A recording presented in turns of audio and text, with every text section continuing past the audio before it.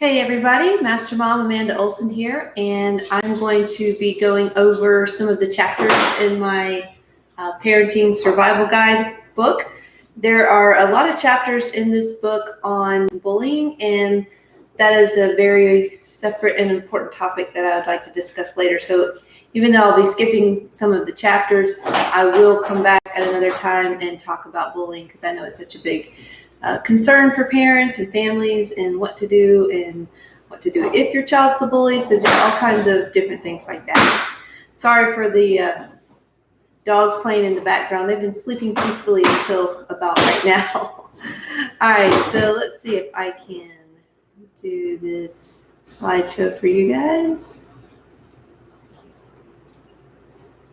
All right, so Parenting Survival Guide. 15 topics, so we'll go through a couple of the chapters and just work together on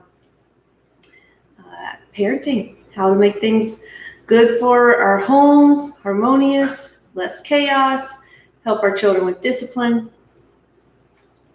help us with some discipline. All right, chapter 1, sharing.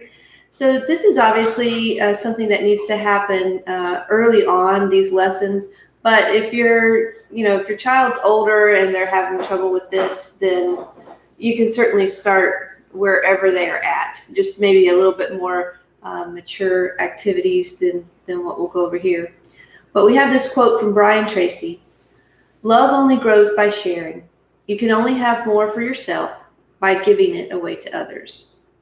So this is a very heart concept, from the heart, to teach your child that when they are giving, they will get something in return.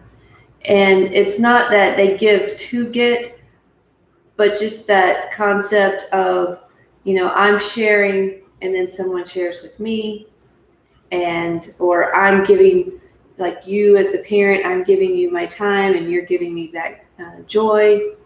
So it's not just, physical or tangible. It can be emotional, very much so, sharing. And that's something that we can teach our kids from a very early age. So one of the activities that I like to do, and I like to do this with most things that I teach, and that is role playing. It really is fun. The kids get to pretend to be somebody else, and then they can pretend how to do it wrong, and I don't know what it is, but all the kids love to be the bad guy. They like to do, say, okay, what would be the wrong way to share a toy with your friend? Or what if you didn't want to share, how would you sound? And let them kind of role play that out. So in the very young ages, though, like your toddler ages, you can make a game with it with you and yourself. So you have some toys there and say, okay, we're going to practice sharing today. I'm going to play with this toy for a while, and you can play with that one. And in a minute, we're going to share and switch toys. And then that way you can kind of teach them and see how they're reacting to that too, and what lessons you might need to go over and helping prepare them to be in a classroom setting, as they go up through kindergarten. You can set a timer. You can do the same thing with food, for instance. You can say, okay, we're going to share this cookie, and I'm going to have half and you're going to have half, and we'll have a nice treat together. Just something that does need to be taught, because inherently when we are born, we are selfish little individuals.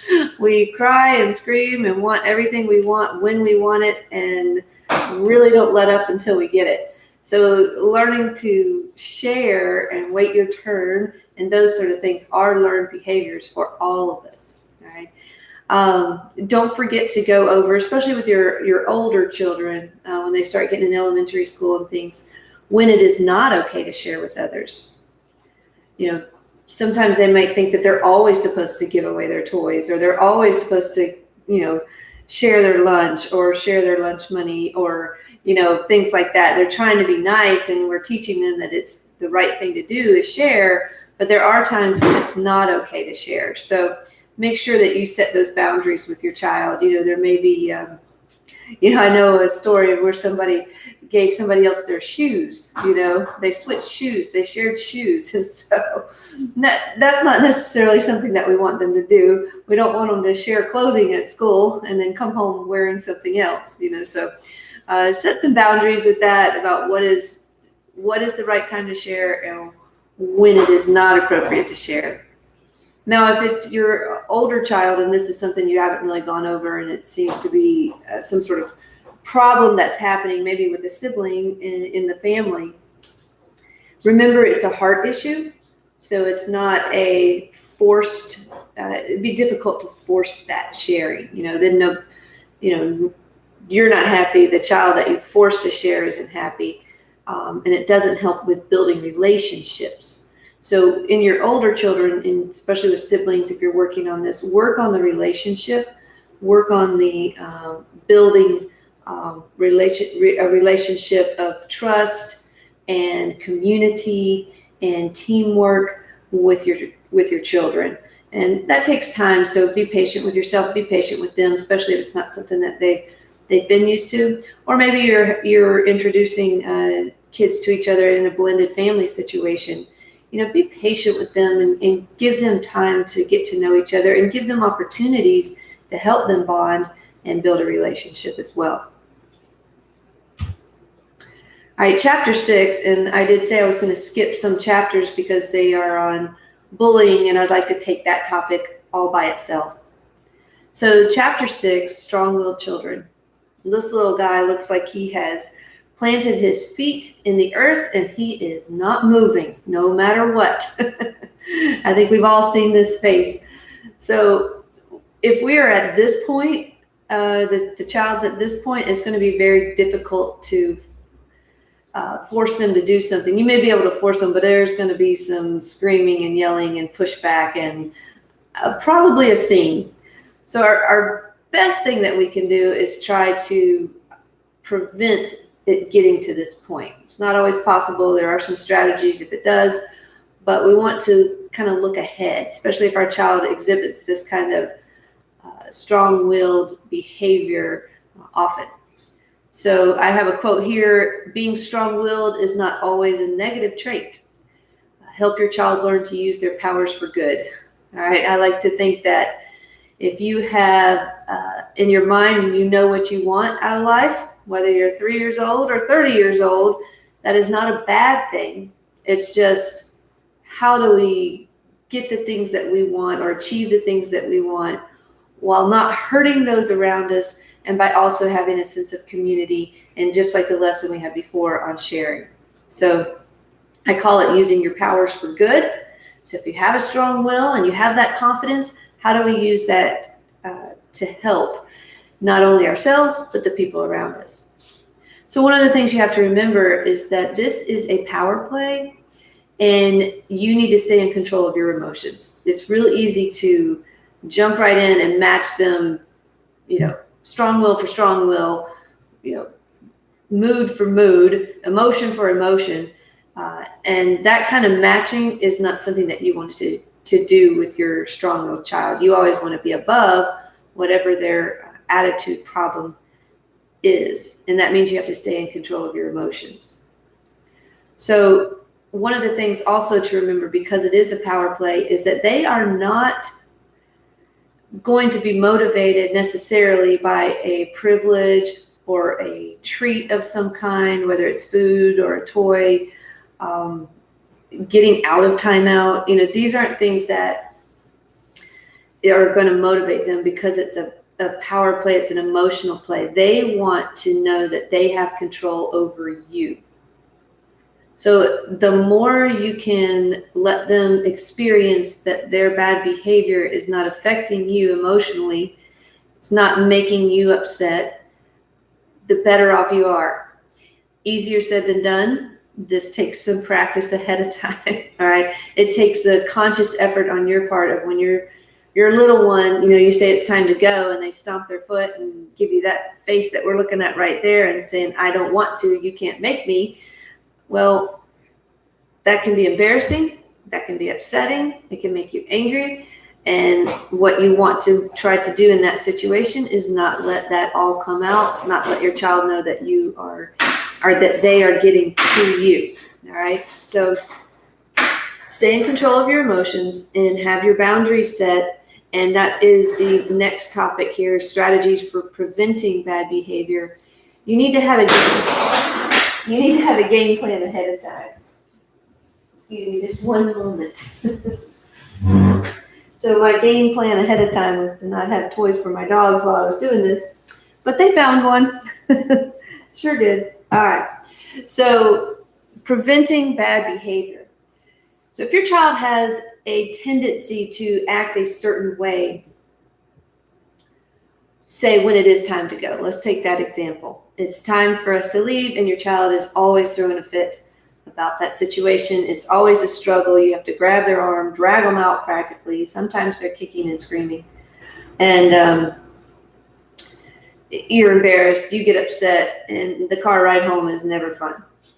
So think about what can you do ahead of time to prevent that. Well, first of all, you need to set a rule. You need to set a rule with your child and say, whenever it's time for us to go, this is the way you've been acting.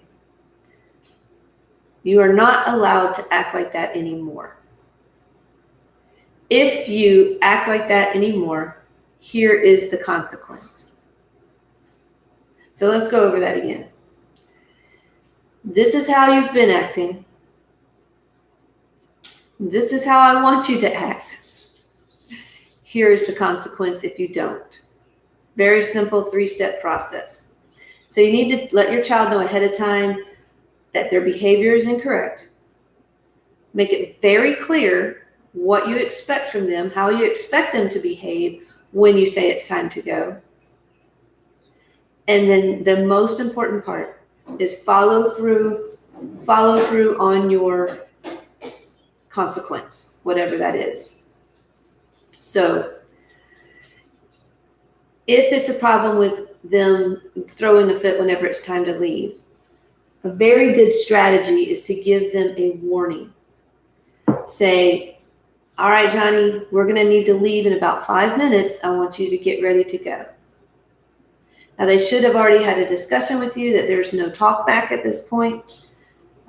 Ideally, I would like them to say, yes, ma'am, or yes, mom, yes, dad, whatever the appropriate, respectful phrase for your family is. And then when those 5 minutes is up and it's time to leave, we don't have a strong-willed problem, because we don't have a pushback.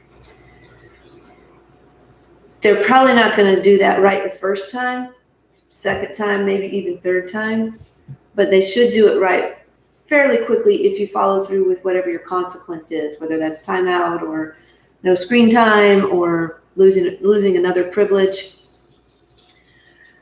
So if they know that, then you can use the counting method, which I like, is 1, 2, 3. You say, all right, Johnny, you need to get ready to go. We're going to leave in about 5 minutes. You give them that warning and they say, I don't want to. You can say 1, and they know that if you get to 3, the consequence will be had.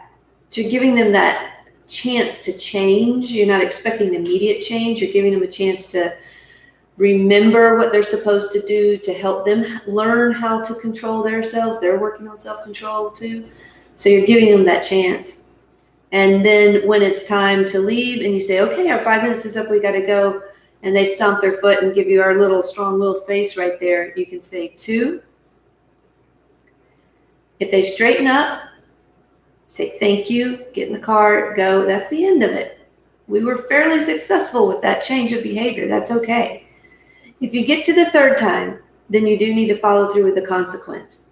And then what's going to happen is the next time you find yourself in this situation, 1, you give them the warning. You may get to 2. You really shouldn't get to 3 again in this situation, because they know you're going to follow through. They may push you to 2, but they shouldn't push you to 3 many more times after that first follow-through consequence. And you can use that strategy with any behavior that you're trying to change.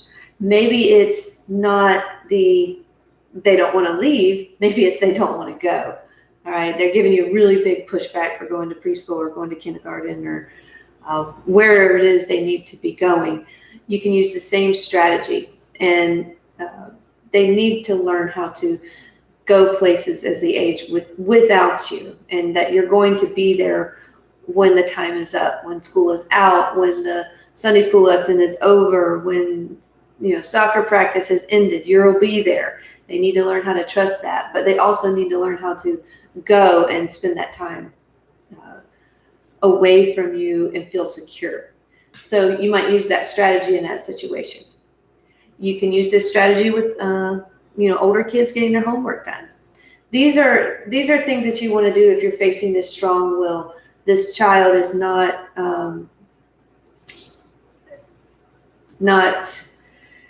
complying very well at all. They are pushing back with everything that you do. Main thing, stay in control of your emotions. And 2, set your boundaries. And 3, make sure that you do follow up with that. So those are some of the things that we want to make sure that we're doing. All right, let's see.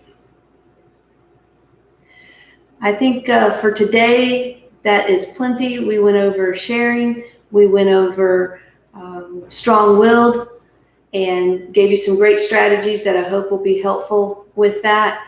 And next time we'll go over a few more chapters of the Parenting Survival Guide. Please subscribe if you're wanting to get the updates, and then also feel free to put comments in there. I've got some great questions last week, so much to go over. I try to answer those on a personal level as soon as possible, and then oftentimes I will talk about them. Not talk about you, but talk about them openly, because those questions, the questions you have, I've never gotten one that not many parents have the same question. A lot of people are going through the same things or have been through. We have a lot of people who have been through these things that sometimes I'll go and get advice for if I don't have personal experience myself.